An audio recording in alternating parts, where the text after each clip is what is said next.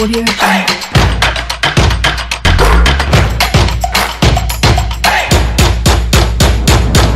Ne vis pas pour que ta présence se remarque, mais pour que ton absence se ressente. C'est avec cette citation de Robert Nesta Marley. Oui, c'est plus qu'un prophète, un féru de foot. Décédé il y a 40 ans, nous lui rendons un hommage dans ce numéro qui brosse l'actu des 5 majeurs avec les 3 clubs anglais en finale des Coupes Interclubs. Pourquoi? Explication dans le débat des spécialistes en début d'émission.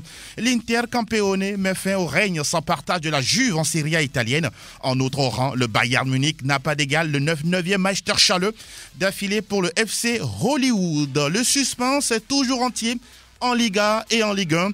City doit encore patienter pour soulever son 7e titre de champion. Votre temps, il est bien réservé, chers auditeurs. 92 03 60 31 97 24 26 26 pour vos sujets préférés à partager avec nous dans PFE. En studio, Franck Lunyama. Bonjour Franck, bienvenue. Bonjour Angelo, bonjour Vicente, bonjour chers auditeurs, on est très content d'être là. Merci pour la présence. Vicente Noussoulé, bonjour, bienvenue. Bonjour Angelo, bonjour à toutes les auditrices et auditeurs de la radio qui mouillent les maillots. Pourquoi vous avez commencé avec les auditrices? Ah oui, ce sont nos mères, n'est-ce pas?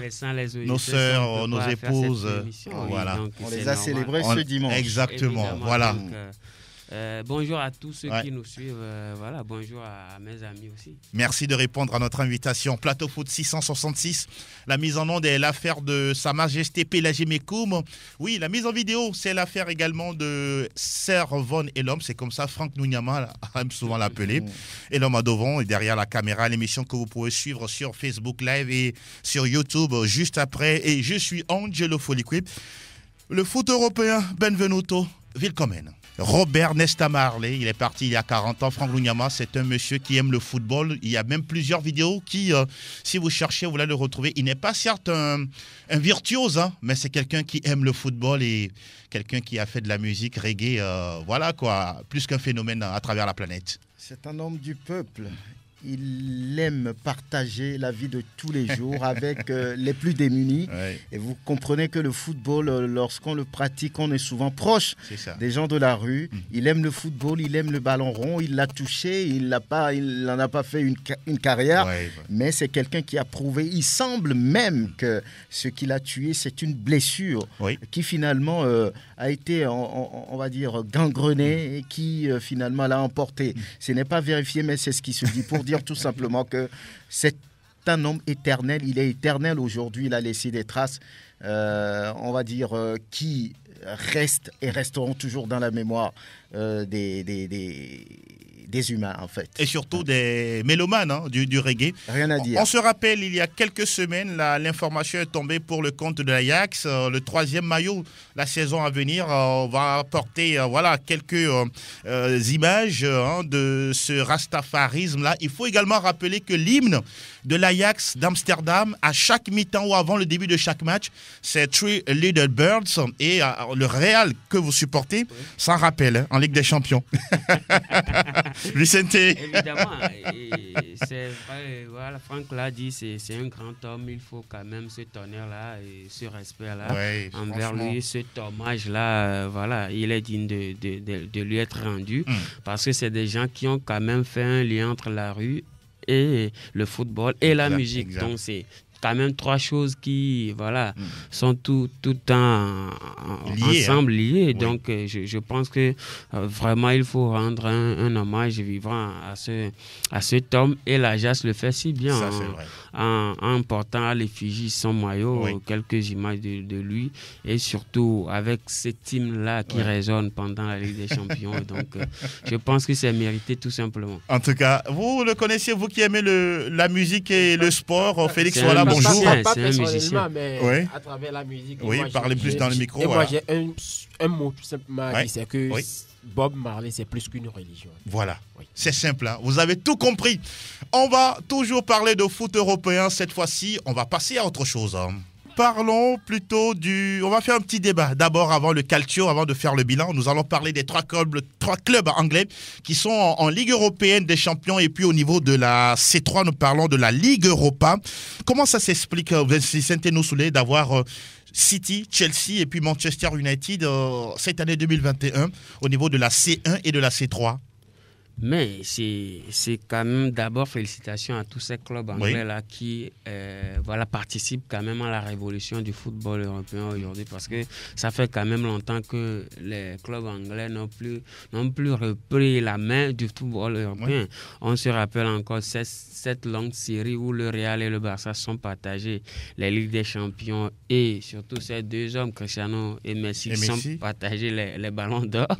Ça a été une très longue série de tristesse, si je peux le dire ainsi, pour ces clubs anglais-là qui ne se retrouvaient pas.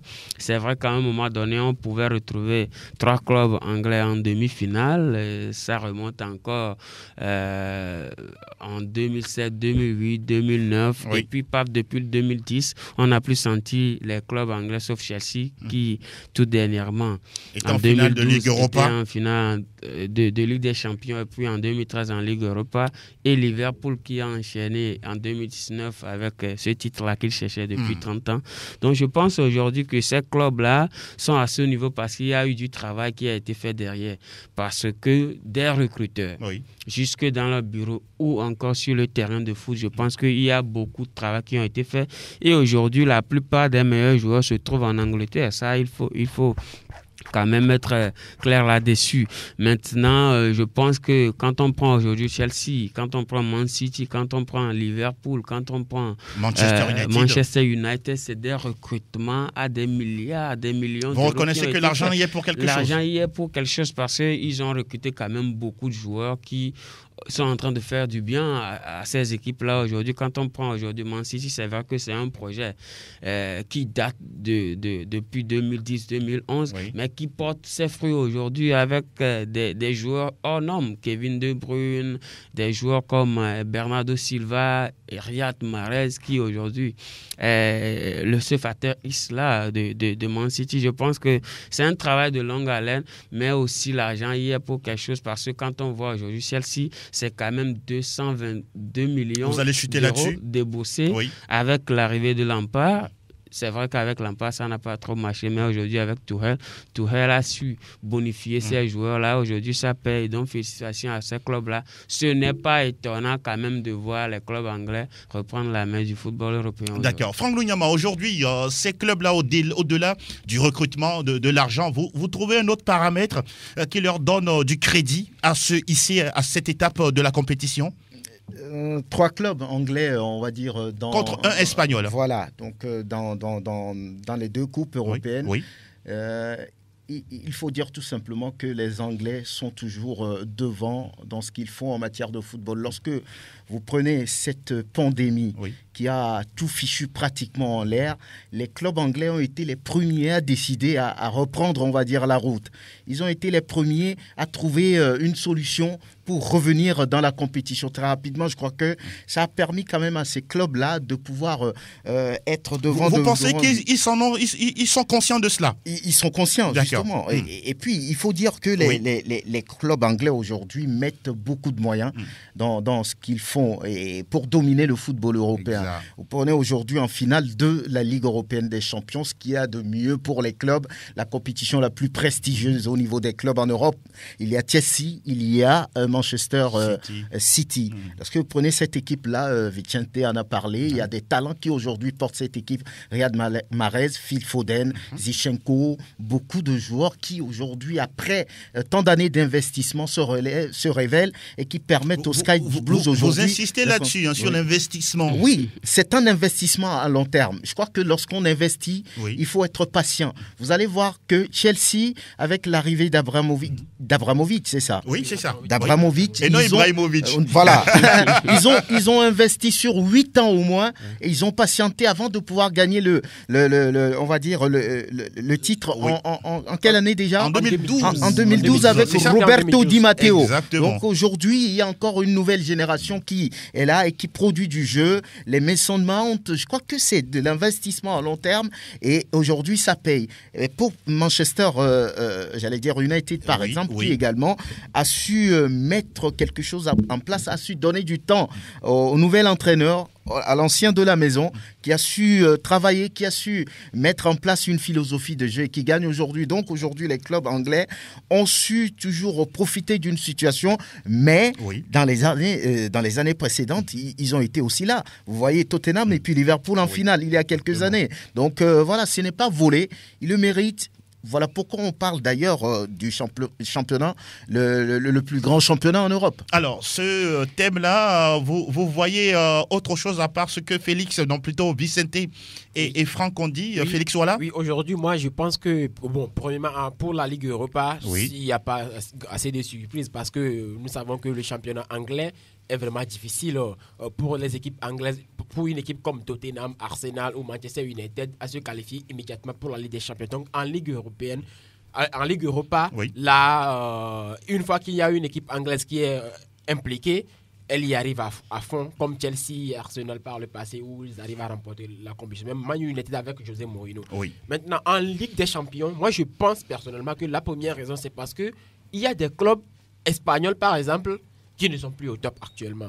Si on prend une équipe comme le Real de Madrid qui traverse le désert, ainsi que le Barça et l'Atlético de Madrid. Donc aujourd'hui, on peut dire que l'absence de ces équipes, la méforme de ces équipes profite aux Anglais. Mais pas que. Parce que si on prend une équipe comme Manchester City, mais c'est une équipe qui devrait jouer les premiers rôles en Europe depuis des années, mais qui manque ce Peut-être c'est l'heure. Oui, parce qu'il leur manquait quelque chose. Il leur manquait quelque chose. Et cette année, moi, je pense que...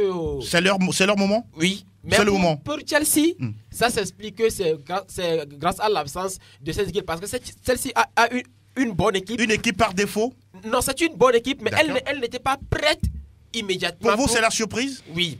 Pour moi, c'est la surprise Chelsea parce que non, c'est son avis. Il faut qu'on le respecte. C'est une bonne équipe. Moi, je l'avais dit dans PFE que j'avais peur parce que moi, je veux que Pep Guardiola remporte cette Ligue des Champions. Moi, je l'avais dit que il a dit. Oui, il a dit encore. Oui, non, Pep Guardiola, c'est mon adversaire. De toutes les façons, personne n'attendait Chelsea à ce niveau. Donc, c'est une personne, parce qu'avec Lampard, Chelsea traversait des moments difficiles et on avait peur. Pas peur, mais on se disait que cette équipe n'avait pas l'effectif pour tenir tête aux autres. Mais Thomas Tuchel, en quelques instants, su transformer, on va dire, la trajectoire de cette équipe qui aujourd'hui se retrouve en finale. Et attention, Chelsea. Attention, vous terminez, Félix. Après ça, je jette la balle. Vous terminez, Félix. C'est que cette équipe de Chelsea, elle est difficile à manier.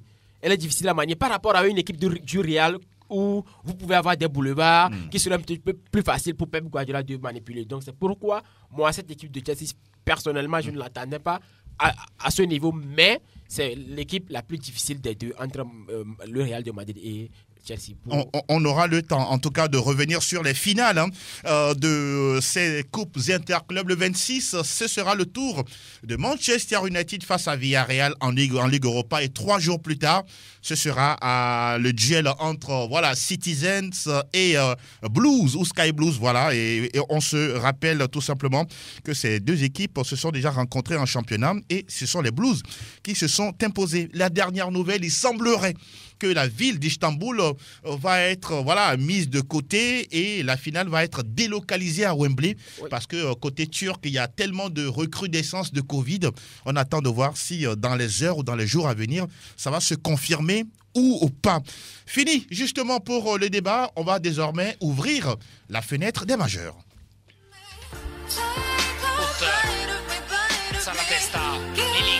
Tutto calcio Italia.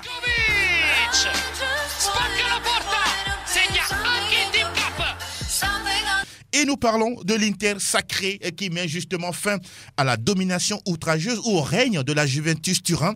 Franck Lugnama, un 19e Scudetto pour les hommes d'Antonio Conte. Vous le voyez venir par rapport au chassé-croisé, aux résultats de la Juve, du Milan AC dans ce championnat-là? Avec le technicien qui est à la tête de cette équipe, Antonio Conte, on sait ce qu'il a pu faire partout où il est passé. Il est passé par Chelsea, mais avant à la Juve, et qu'il a su donner, on va dire, des consécrations à cette équipe de la vieille dame. Après, je crois qu'il y a eu quelques critiques parce que le club n'arrivait pas à tenir tête à la Juve et il réclamait du temps. Il réclamait justement du temps pour faire le boulot. À un moment donné, il a failli même quitter la barque, mais après, il a réfléchi avec certains joueurs. Il s'est dit on va se focaliser sur la saison prochaine et cette fois-ci, ils ont su faire le boulot. Je crois qu'il a fait certains transferts aujourd'hui qui se révèlent intéressants. Lukaku, au départ, les gens ne le voyaient pas dans ce championnat. On dit quelqu'un qui ne sait pas dribbler, qui n'a aucune technique, qu'est-ce qu'il va chercher dans le championnat italien? Il ne va pas pouvoir marquer, mais aujourd'hui, il fait partie des meilleurs buteurs. Il est finalement le roi de la ville de Milan devant Ibrahimovic. Donc, je crois que c'est des joueurs qu'il a su faire venir des joueurs d'expérience. Lorsqu'on prend l'ancien défenseur de l'Atlético, rappelez-moi le nom, Diego Godin, d'autres joueurs comme les Ante Rebic et beaucoup de joueurs. Oui, Rebic est au Milan, c'est Brozovic et Eriksen de Tottenham. Justement, Eriksen. Justement, Nicolo donc Barella, en plus de ces joueurs, il y a des jeunes comme Lautaro Martinez qui fait le boulot. Donc, des joueurs d'expérience qu'il a su choisir de façon correcte et claire et qui aujourd'hui lui permettent d'aller chercher le titre. C'est pas volé. Ils ont su jouer, ils ont été confiants par rapport à leur vision. Antonio Conte avait une philosophie que les joueurs ont rapidement intégrée et aujourd'hui ils ont le titre 11 ans après. Voilà, donc c'est une consécration. Je crois que les Nerazzurri n'ont pas volé ce titre. Franck dit que l'équipe de l'Inter est bâtie par rapport à l'image de son entraîneur. Vous partagez son avis? Moi, je pense que ce n'est pas l'Inter qui met fin à l'hégémonie de la Juve. C'est plutôt Antonio Conte qui met fin à une série que lui-même il avait installée du côté de la Juve. Donc parce qu'il connaît le secret, c'est lui l'artisan et il sait comment empêcher ce système de toujours évoluer. Parce que la saison dernière, Antonio Conte était une déception du côté de l'Inter de Milan. Au vu des investissements qui ont été faits, moi je m'attendais à le voir plus loin, plus que ce qu'il a proposé, que ce soit au niveau du classement en championnat, parce qu'il y a la saison dernière, il y avait quand même de la place pour l'Inter d'être sacré champion. Mais en plus, il sort par la petite porte en Ligue des Champions pour aller jouer la Ligue Europa en finale face à Séville. Face au FC Séville. Et après cette finale, il y avait eu des sorties médiatiques qu'il voulait quitter le club, mais il a continué. Cette année, l'Inter est champion parce que personne ne peut l'obsculter. La Juve n'était pas au niveau. Le Milan, ce n'est pas une équipe qui est préparée pour jouer les premiers rôles en Italie. Cette saison, oui. Le Milan, ce n'est pas une équipe. Il faut quand même rappeler que c'est le Milan qui prenait le devant. Oui, il peut même prendre le départ de 20 points. Alors, au finish, ils vont laisser là-bas. Pour cette saison. Parce que le Milan, cette équipe n'est pas concordée pour aller jouer les premiers rôles. S'il y a de la place, ils vont le prendre. Mais avec l'Inter qui a monté en puissance, logiquement, qui se retrouve on peut lui donner raison parce qu'à un moment donné, le Milan était devant avec au moins 5 points sur 8 points sur ses poursuivants et après, ils ont dégringolé. Voilà. Ibrahimovic s'est blessé aussi. Il faut quand même retenir également que du côté de l'Inter, on a une défense très solide. 26 victoires, 7 matchs nuls, 2 défaites seulement. 79 buts inscrits contre 30. Nous parlons de la 35e journée. Cette équipe-là aussi, défensivement, elle était en place, hein, Vicente. Il faut quand même dire que c'est la meilleure défense de la Série A cette saison. Et ce n'est pas n'importe quel club qui remporte le titre à 3 journées de la fin du championnat et qui est meilleur. Et il faut aussi rappeler qu'en dehors d'être meilleure défense cette saison, elle est co-meilleure attaque avec l'Atalanta de Bergame qui a aussi marqué 79 buts. Il faut quand même se dire que c'est Antonio Conte, comme Félix l'a dit, le grand artiste ou artisan de ce sac-là, parce qu'avec un 3-5-2 mais souvent quand c'est l'équipe qui gagne, on parle de l'entraîneur, mais on ne parle plus des joueurs. Malheureusement, c'est un boulet. Non, mais cette fois-ci particulièrement, il faut quand même tirer chapeau à cet entraîneur qui s'est vu confier un projet de 3 ans depuis qu'il est arrivé. C'est vrai qu'au départ, la vision n'a pas été tout de suite acceptée et par les joueurs et par les dirigeants, mais avec le temps, le public a adhéré à sa vision de jeu avec l'élaboration de ce jeu vertical-là, avec les sorties de balles, comme vous venez de le dire. Oui. Une défense très solide. Il a fait appel à De Vrij, il a fait appel à Diego Godin. Vidal aussi est passé par là. Vidal est passé par là. C'est des joueurs à qui il a fait appel qui ont quand même de l'expérience, qui ont quand même vécu des expériences sous d'autres cieux et qui sont quand même rassemblés par ce Conte-là, à ce niveau-là. Lukaku est arrivé, mais tout le monde a dit que Lukaku, qu'est-ce qu'il est allé faire en championnat italien, mais aujourd'hui, il est quand même un grand artisan de ce sac-là. Et aujourd'hui, il faut tirer chapeau à ce coach-là qui a installé un jeu où il est très difficile de le prendre par derrière parce que d'abord, il y a une défense très solide, mais aussi au milieu de terrain, on retrouve des jeunes qui étaient très talentueux. Notamment Barella, très attendu pour l'Euro. Nicolo Barella, très attendu. Il ne faut pas aussi oublier Alessandro Bastoni, ce jeune-là qui a été révélé au public avec Antonio Conte. Ce ne sont pas seulement des anciens, il faut le dire comme ça, mais aussi des jeunes qui ont été révélés. On ne va pas oublier Achraf Hakimi qui a été exceptionnel. Super latéral dans la conquête de ce sac-là. Et voilà, c'est toute une équipe, c'est toute une machine qui a marché sur le football italien. Cette année. Et il fallait le faire parce qu'on avait une Juve moribonde, un Milan assez inconstant. Et donc, je pense que c'était l'année où Antonio Conte pouvait relever ce défi-là. Et c'est fait. Et félicitations à tous ces joueurs-là.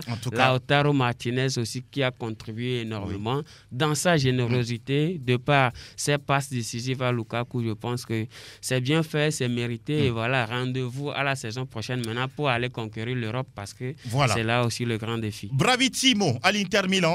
On se rappelle que les Nerazzurri ont pris le dessus lors de ce championnat 2-0 face à la Juve. C'était déjà un signal fort. 3-0 face au Milan AC et puis derrière, ils ont aligné 11 victoires de suite dans ce campionato. On rappelle également que c'est la 4e fois que Antonio Conte est sacré champion avec un club italien après 3 victoires consécutives avec la Juventus Turin. On parlait tout à l'heure de Romelu Lukaku, ça lui fait 33 matchs, 21 buts marqués. Lautaro Martinez, 35 matchs, 16 buts marqués. Il y a également un vieux de la vieille dans cet effectif, Alexis Sanchez, 28 matchs, 7 buts marqués. Et ce gardien également à qui on doit rendre un hommage vibrant. Il s'agit d'Andanovic, 36 ans, qui reste le dernier rempart des Nerazzurri. On aura tout le temps de parler de cette Serie A pour faire le point au fur et à mesure. Mais on se rappelle que les derniers matchs au niveau de ce championnat, on rappelle qu'au classement, on a l'Inter Milan 85 points, l'Atalanta 72. Le Milan AC a également le même nombre de points. Là, le Napoli est 4e avec 70 points. La Juve est 5e. Attention, à l'heure où nous parlons, la Juve n'est pas qualifiée pour la Ligue des Champions. Elle va disputer la Ligue Europa, même si la dernière fois, le Milan l'a enfoncé 3-0. L'AS Roma a battu Crotone 5 buts à rien, 5 buts à 2 pour l'Atalanta face à Parme et l'Inter également qui s'est fait plaisir, qui s'est baladé devant la Samp 5 buts à 1. Fini pour la Serie A italienne. Il y a un monsieur qui a été recruté pour quelque chose, mais il fait l'inverse. Vous voulez voir José Mourinho? Est-ce qu'il fait l'inverse? Moi, je pense. Vous voulez placer monsieur José Mourinho? Non, si Cristiano Ronaldo. Vous me parlez de Cristiano Ronaldo. Les deux sont portugais. Oui, parce qu'il a été recruté pour la Ligue des Champions. Et maintenant qu'il est en passe. Il est meilleur buteur du championnat. Oui, maintenant qu'il est en passe de faire rater une Ligue des Champions. Non, mais moi, je pense que je réfléchis tout. Félix, ce sera un nouveau défi. Ce sera un nouveau défi pour Cristiano Ronaldo. De faire quoi? D'aller remporter l'Europa League. Un autre trophée pour lui. Évidemment, donc l'Europa League a besoin de Cristiano aussi. Alors, 30 secondes sur l'arrivée de José Mourinho à l'AS Roma. Moi, je trouve que monsieur touche le fond. Il est fini. Il tend quand même vers la fin. Le mieux pour lui. Mais aujourd'hui, que José Mourinho se fasse virer par Tottenham. Mais... Ce n'est pas normal pour moi. Mais vous. un peu de respect pour José Mourinho. C'est pas tout là, quoi. Dans le football, il y a le respect. Oui, pour le CV du monsieur. Franck Lonyama. Oui, je pense que, quoi qu'on dise, la Louve reste quand même un grand club, même si c'est sur ces dernières années, le club ne se fait plus voir sur l'échiquier européen. Souvenez-vous quand même que cette équipe avait barré la route au Football Club Barcelone il y a quelques années. Donc, c'est vrai qu'on est habitué à voir José Mourinho sur les grands clubs, le Real, l'Inter, Manchester United, et puis. Maintenant, tant qu'on prend de l'âge, ou bien oui, on doit pouvoir se dire que oui, on n'est plus forcément à la page et on va chercher ailleurs. Donc je pense que la Roma, lorsqu'on voit un peu l'image de Mourinho, on se demande qu'est-ce qu'il va aller chercher là-bas. Mais bon, ça reste un club, ça reste un nouveau défi. Pourquoi pas? Rapidement, 10 secondes. La meilleure chose qu'on peut souhaiter à José Mourinho aujourd'hui, c'est tout simplement de rendre le tablier, de se transformer en consultant. C'est mieux pour lui. En exclusivité comme il le fait. Maintenant, s'il ne veut pas, c'est d'aller dans des clubs où il y a moins d'exigences. Et je pense que la Roma a encore beaucoup d'exigences parce que beaucoup de défis derrière. Je pense qu'il va falloir faire un peu à la Marcelo Bielsa, aller en D2, voilà, ramener des... non, ça c'est... Moi, je ne pense pas. Il reste quand même un entraîneur jeune. Il a 58 ans. Il y a d'autres plus vieux que lui qui, lorsque vous regardez son palmarès, il est loin devant. Il est loin devant. Il a encore des choses à donner, même si ces derniers temps, ça ne marche pas. Oui, c'est arrivé pour... Ça ne marche pas et non plus. On va rester là pour ce qui concerne l'Italie. On file dans le pays où le foot rime avec de la bonne bière. Herzlich willkommen zum Bundesliga. Alles über Bundesliga.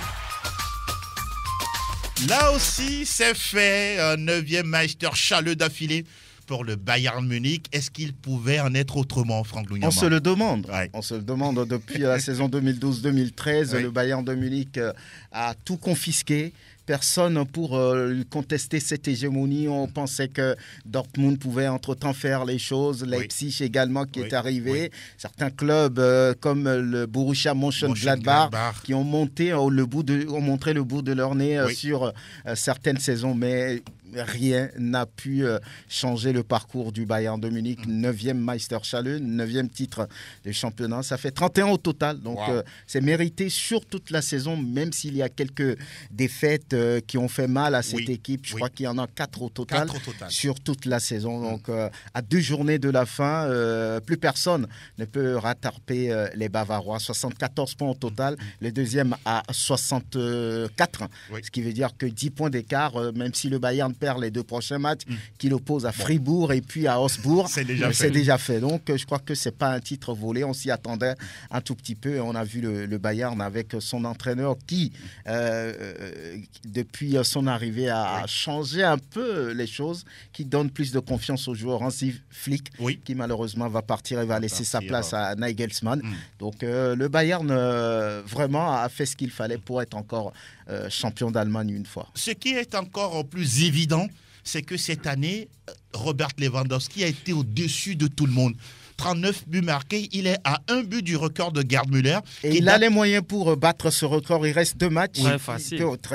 Donc des matchs qu'on estime faciles d'ailleurs, Fribourg et puis Augsbourg. Le Bayern va marquer certainement et Robert Lewandowski... Il a fait tripler face au Borussia Mönchengladbach. Donc il va pouvoir marquer et faire tomber le record de cette légende qui a marqué 570 buts pour le Bayern dans toute sa carrière. Donc je crois que il va encore rentrer dans l'histoire de ce club, Robert Lewandowski, après tout ce qu'il a pu faire, tout ce qu'il fait depuis son arrivée dans cette équipe. Donc, on s'y attend un tout petit peu. On sait qu'il va pouvoir faire tomber ce record-là. Voilà, c'est vraiment intéressant de pouvoir s'attendre à battre un tel record. Félix, Vicente, je vais vous faire un peu du débat.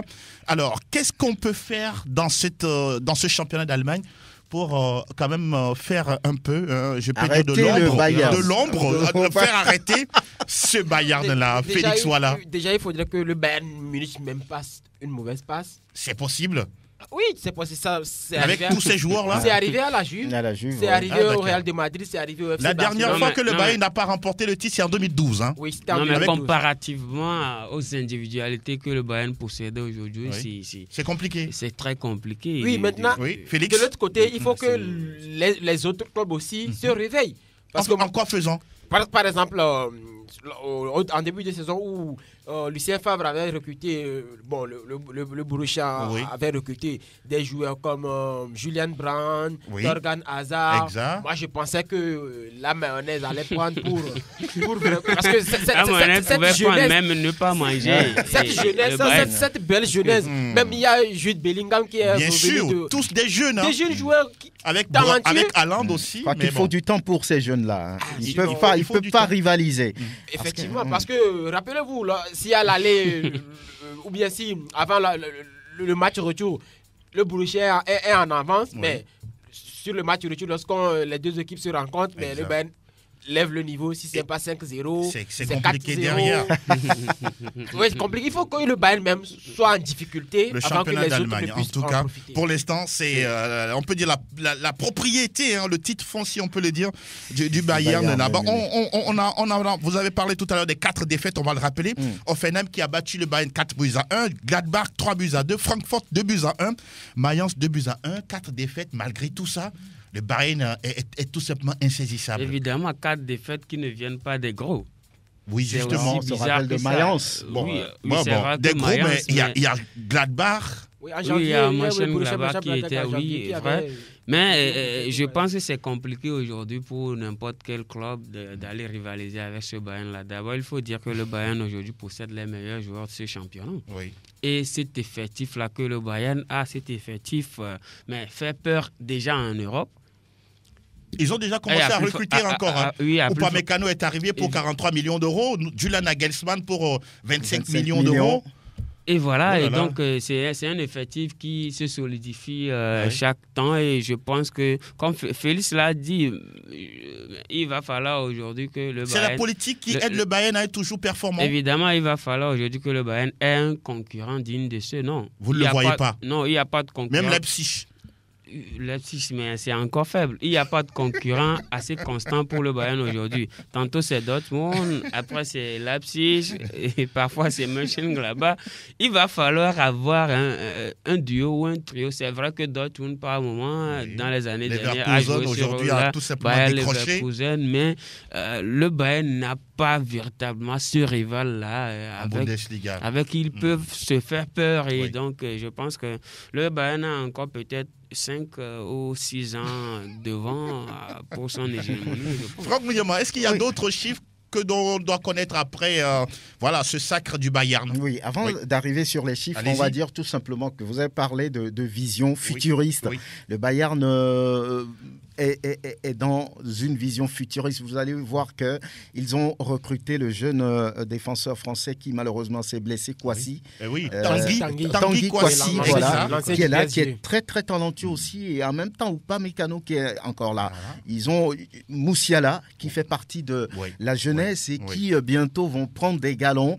Il y a également Nagelsmann qui arrive après le départ de Hansi Flick. Donc c'est une gestion assez constante, assez prévoyante, qui permet aujourd'hui à ce club-là d'être devant. On a dit Dortmund qui dandine souvent, Leipzig, ce n'est pas forcément ça. Oui. Donc si ça se passe toujours comme ça, je crois que le lit est toujours dressé pour le Bayern. Il va falloir justement dormir, tout simplement. Donc aujourd'hui, c'est 32 matchs joués, 23 gagnés, 5 matchs nuls et puis 4 perdus. On l'a dit, 92 buts marqués contre 40 encaissés. Cette saison, le Bayern n'a pas été souverain en défense. Voilà, donc ça, c'est vrai. Voilà, ils ont encaissé vraiment parce que l'axe défensif de cette équipe, Boateng, Zule, tantôt avec Lucas Hernandez. Même Neuer a encaissé des buts assez gags. Pas possible. Donc c'est difficile. C'est la plus mauvaise saison, on va dire, au niveau de la défense pour cette équipe. Il y a des hommes forts justement pour ce parcours assez intéressant. On parlera d'abord de Hansi Flick qui est revenu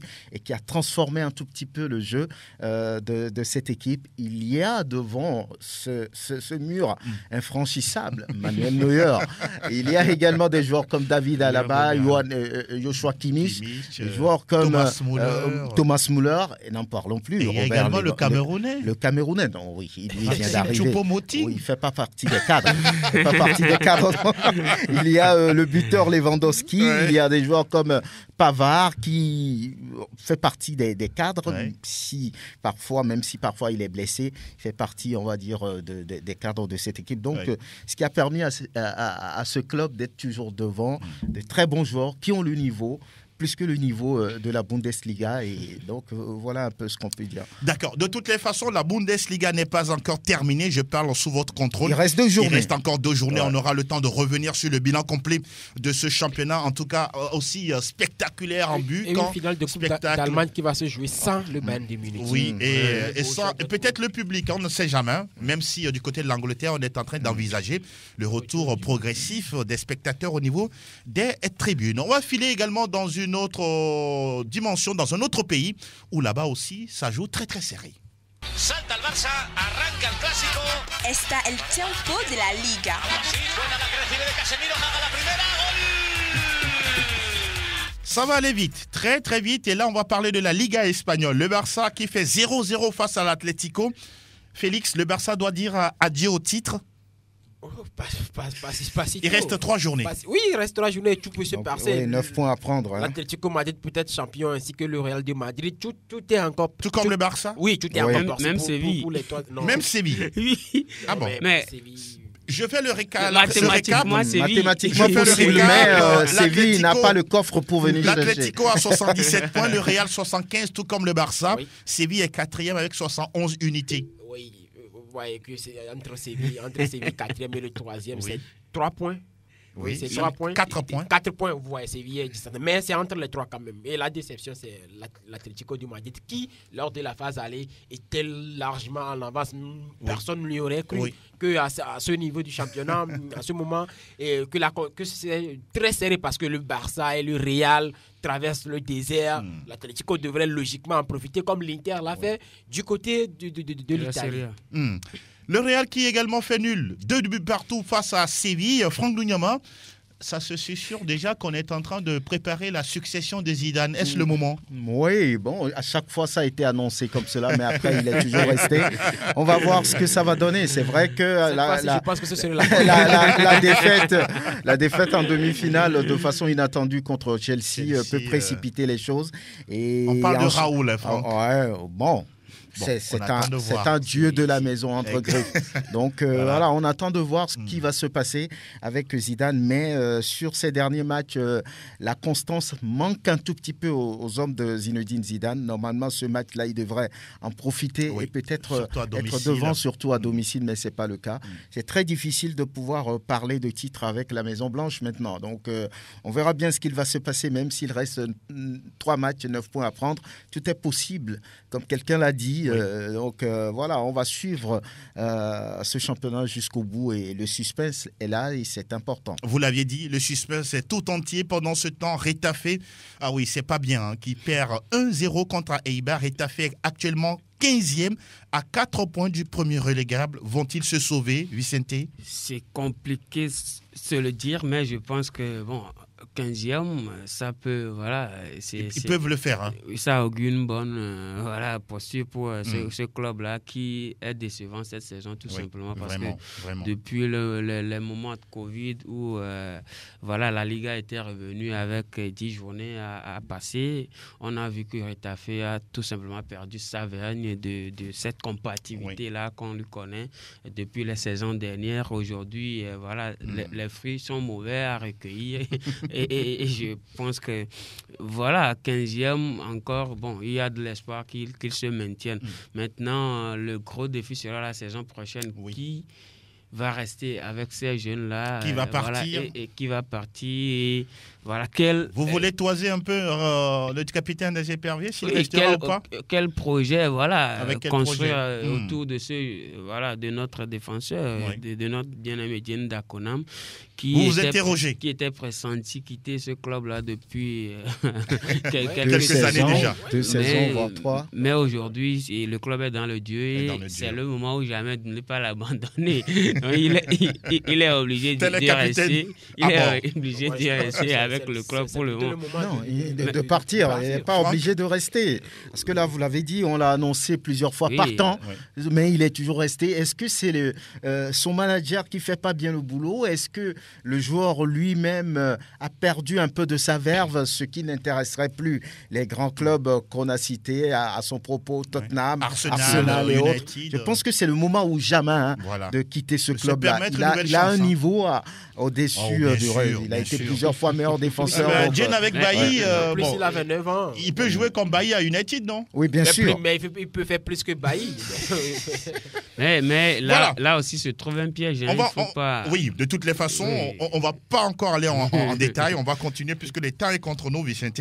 On va désormais dire que cette Liga, 35e levée, est toujours très attendue pour le dernier virage. On finit justement le tour des majeurs avec Monaco le champion. Et quel spectacle pour une dernière victoire. 100% Ligue 1, Conforama. Lacazette réussit le sien, 28e but de la saison sous les couleurs de Lyon avant de quitter le club. Oui, Monaco a battu Reims 1-0 avec une réalisation de Matazo. Hein. C'est un jeune du groupe de Niko Kovac. Il n'a que 18 ans. Et on s'intéresse également à la belle victoire de Lille. 3-0 face à Lens avec un doublé de Burak Yilmaz. Saint-Etienne a épinglé l'Olympique de Marseille 1-0 et puis le nul coupable du Paris Saint-Germain sur la pelouse de Rennes et ça fait le classement, ça nous donne ceci. Lille premier, 79 points, 76 pour le Paris Saint-Germain, 74 unités pour l'AS Monaco et le 4e larron a pour nom Lyon, 73 points. Ah oui, je vais juste vous faire donner quelques affiches de la prochaine journée. Lille qui joue face à Saint-Etienne, le Paris Saint-Germain qui reçoit Reims, Monaco qui est à Lens. Oui, Lille n'a besoin que de 4 points pour être sacré champion. Et non de 6. Au moins 4 points. Au moins 4. Oui, avec 4 points déjà, c'est bon, ça peut passer. Maintenant, vous voyez Lille champion? Le premier adversaire de Lille, c'est Lille. D'accord. S'ils ont pu le faire jusqu'à maintenant, oui, c'est le moment de bien conclure, de bien finir. Moi, je trouve que l'adversaire de Lille, c'est aujourd'hui. Lille est capable de battre Saint-Etienne et Angers.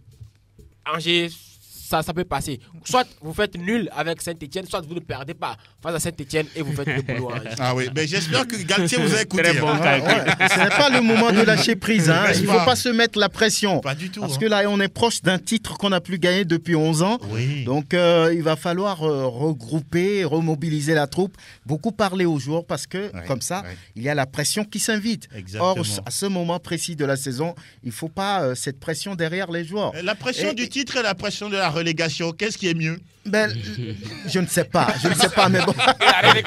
La relégation.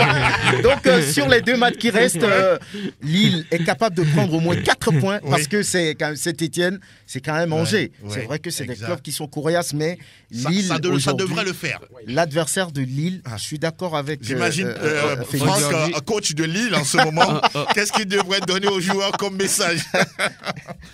Le Paris Saint-Germain joue Reims et puis Brest reçoit le Paris Saint-Germain après Monaco-Rennes, Lens-Monaco, Nîmes-Lyon, Lyon-Nice. De toutes les façons, Monaco également fait une très très belle saison. Hein. 3e actuellement. Oui. Franchement, ça fait quelques temps qu'on n'a plus entendu parler de Monaco. Depuis l'époque 2017, vous avez été champion avec Kylian Mbappé et les autres. Après ça, il y a eu beaucoup de difficultés avec le club. Thierry Henry est passé, Leonardo Jardim, il y a eu beaucoup de jeux de chaises à la tête de Monaco avec toutes ces complications. Aujourd'hui, Monaco est en train de revenir à hauteur. Mais je pense par rapport à ce que Félix et Franck ont dit que aujourd'hui, Lille ne doit pas avoir de pression parce que Lille n'a rien à perdre dans ce championnat-là. C'est le Paris Saint-Germain qui se met tout seul la pression. Et aujourd'hui, Lille est à quelques points de remporter ce titre-là et ce sera mérité avec un entraîneur qui est spécialiste de la Ligue 1. Christophe Galtier. On l'a vu à Saint-Etienne. Voilà, aujourd'hui, avec Lille, avec tous ces joueurs, Jonathan Bamba, Jonathan Ikoné et tous les autres. Et le Turc Burak Yilmaz qui fait on va rester là. On va permettre aux auditeurs de nous retrouver justement dans l'émission. Ça file tellement vite le temps en 92 03 60 31 97 24 26 26. Vous nous rejoignez dans l'émission et on discute, on échange un tout petit peu dans la bonne humeur. De toutes les manières, c'est le foot européen qui gagne aujourd'hui sur votre chaîne, la 91.9. En attendant justement d'avoir le premier auditeur, Pélagis Affaire de l'autre côté, il est là. Auditeur en ligne, bonjour. Bonjour. Oui, vous allez bien? Très bien. Le petit nom, s'il vous plaît? C'est Papa Athé. Papa Athé, oui. Athé. Ça va aller finalement? Ça va aller? Ah non, ça va aller. Ah, vous n'avez pas la pression? Non, oui. Ah, il n'y a pas de pression. Il n'y a pas de pression. Moi, j'ai dit, c'est les 2 points d'écart là qui va rester jusqu'à la fin. Ah, d'accord. Oui, c'est que cette année, c'est la saison de l'Atlético, donc il n'y a pas grand chose à faire. Super, comme en 2014, hein? Oui. Vous allez soulever les titres, en tout cas. Parce que dès qu'ils ont l'occasion, ils ne le prennent pas, donc bon. D'accord. On est là. On est là. Merci beaucoup, Papa Athé, d'avoir appelé dans cette émission. Belle journée à vous. À bientôt. Merci bien. On va prendre un autre. Pélagie me fait signe qu'il est là. Bonjour auditeur, vous êtes là? Il est parti? Ouh là là. Vous pouvez toujours revenir rapidement. On va essayer d'écouter votre avis. Bonjour auditeur. Oui, bonjour Angelo Polité, bonjour à tout le plateau. Oui, Joël Aïe. Oui, alhamdoulilah. United qui retarde le sacre de City, hein? Non, pas retard. United est dans son rôle. C'est-à-dire? C'est-à-dire? Son rôle, il veut grappiller le maximum possible de points. Ce n'est pas à cause de United va être champion? Non. Ah, d'accord. Ok. Champion, ok, d'accord. Ah là, d'accord. Mais bon, quand même, la seconde place est déjà calée, scellée. Ok. Et je l'avais promis la dernière fois à Titi, malheureusement, n'est pas là aujourd'hui. Oui, elle n'est pas là, oui. Bon, moi, je veux juste rappeler quelque chose à mon grand frère et cher ami Franck. Oui. Par rapport à la Super League dont nous avions parlé la dernière fois. Je sais qu'il a eu les infos des trois clubs là cette semaine, la semaine dernière. Oui, mais ils sont toujours dans ce qu'ils veulent faire. Vous parlez de la Juve, du Real et du Barça. Vous aviez dit la dernière fois que c'est la super échec. J'ai dit non, c'est pas super échec. Non, mais j'avais parlé de super échec pour cette Super League. Donc oui, et pour le moment, c'est un échec. Ils n'ont pas réussi, ou bien? Pour l'heure. Oui, mais c'est ce qu'on dit. Félicitations, Bayern. D'accord. N'oubliez pas, United aussi en finale face à Villarreal. Oh bien, on l'a dit, bien sûr, on n'a pas oublié. Oui, non, justement. Manchester Forever, c'est ça. Merci beaucoup, Joël. Belle journée. Merci. Voilà. Merci bien et à très bientôt. Oui. Merci aussi à vous. Merci beaucoup. On va prendre quelqu'un derrière Joël Aïe. Auditeur, vous êtes là, bonjour. Bonjour, monsieur Angelo Poloko. Oui, padez-nous, padez. J'espère que vous allez bien. Nous allons tous bien ici. Alors, la Maison Blanche, vous croyez au titre toujours? C'est très compliqué de répondre à cette question. C'est quoi? C'est l'effectif qui vous donne du doute ou quoi? Je ne sais pas trop. Ah, d'accord. Okay. Bon, on va essayer de gagner les 3 matchs pour voir ce qui va se passer, la suite de la Classico. D'accord. Ah, on va voir, on attend de voir. Si la Classico ne prend pas, c'est le Real qui va prendre quand même. Ah, d'accord. Et pas le Barça. Non. Pourquoi? D'accord. C'est bien noté. Allez en avant. Pour sauver notre saison. Parce que la saison risque d'être blanche comme la couleur de votre maillot. Merci beaucoup, mon cher K.O. Carré. À très bientôt. On va prendre un autre qui également prend la peine de nous rejoindre dans ce nouveau numéro. Bonjour, vous êtes là? Bonjour. Bonjour. Bonjour, auditeur. Vous allez diminuer le volume de votre poste récepteur, s'il vous plaît. Vous êtes là? Allô? Oui, bonjour. Oui, bonjour, mon frère Angelo. Oui. Dodi. Oui, Dodi, dis-moi, est-ce que United est en train de faire la plus belle saison depuis le départ de Sir Alex Ferguson? Oui, c'est la seule saison que depuis le départ de Ferguson. Et maintenant, on voit peut-être le successeur de Sir Alex Ferguson. D'accord. La saison là a été bénéfique pour nous. Et je souhaite que depuis que moi je supporte Manchester United, un ancien joueur de Manchester United remporte un trophée. C'est ça. Si peut-être à Dieu le repas, le sera pour le Gunnar Solskjaer. D'accord, c'est bien noté. Au cas où si tu fais un faux pas, oui. on peut prendre le championnat aussi. Vous pensez que c'est possible? C'est possible. Ah, d'accord. Ok. Au cas où Man City fait un faux pas, c'est possible. La prochaine journée, si City gagne, c'est bon. Hein? C'est bon, hein? C'est mercredi. Bon, Félix vous donne la date. Hein? Oui, c'est le mercredi. Si tu joues à Newcastle, je crois, il se déplace à Newcastle. Si tu gagnes, Oui, City ne fera pas un ouf point. Bon. Dodi, c'est bien noté pour vous. On est ensemble. Hein? Merci beaucoup pour la fidélité, Dodi. À très bientôt. Pélagie, oui, il est là. Bonjour, auditeur. Et alors, bonjour. Bonjour, Angelo. C'est Aziz. Pardon? Aziz, le Blue de Chelsea. Ouais. Oui, comment vous allez? Ah ouais, ça va très bien. Ok, Chelsea est en route pour une finale et surtout la gagner, c'est ça? Là, c'est sûr et certain. C'est sûr. On va encore battre Guardiola. Oui, City a gagné le week-end. Ils ont gagné en Ligue, en Coupe aussi. C'est en championnat et en Coupe. Ouais, hein? donc ça c'est un petit problème pour eux. Guardiola vous donne de l'eau. Hein. Le 29. Donc en finale, c'est que Chelsea va avoir aussi gagné, c'est ça? Ça là, c'est sûr et certain. C'est sûr et certain. D'accord. Ouais. En tout cas, on attend. On aura le temps de vous inviter en plateau avant le 29 pour parler de cette finale-là, puisque vous êtes un féru de Chelsea. Je serai. Je fais partout le moins que je sois là. D'accord, c'est bien noté, Aziz. Merci et belle journée. À très bientôt. Merci beaucoup. Oui. On va peut-être prendre le tout dernier avec Pélagie. Auditeur, vous êtes là? Vous avez pris la peine de nous rejoindre. Bonjour. Bonjour, le grand. Bonjour, Faustin, le voisin. Bonjour. Ouais, je vais bien.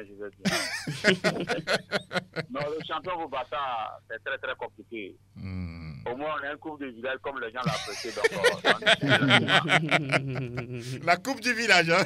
Oui, parfois, je ne veux pas. Donc, c'est une coupe de village pour nous. De consolation. N'est-ce pas? Voilà. Maintenant, j'ai une question pour M. Franck Nyama. Oui, il est là pour toi. J'ai remarqué que quand Cristiano marque souvent en Italie, c'est-à-dire on lui traite tout le Nord. Oui. Il est bon, c'est un bon, ceci, cela. Mais le jour où il ne marque pas, on tire sur l'entraîneur. Pardon?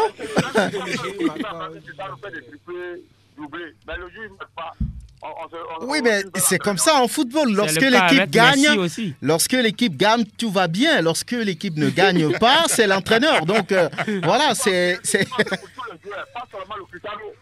le cas avec Messi aussi. C'est le cas avec Messi aussi, non? Lorsqu'il marque, vous dites que c'est bon. Lorsqu'il ne marque pas, vous dites que c'est... Voilà, c'est commun. Ou bien...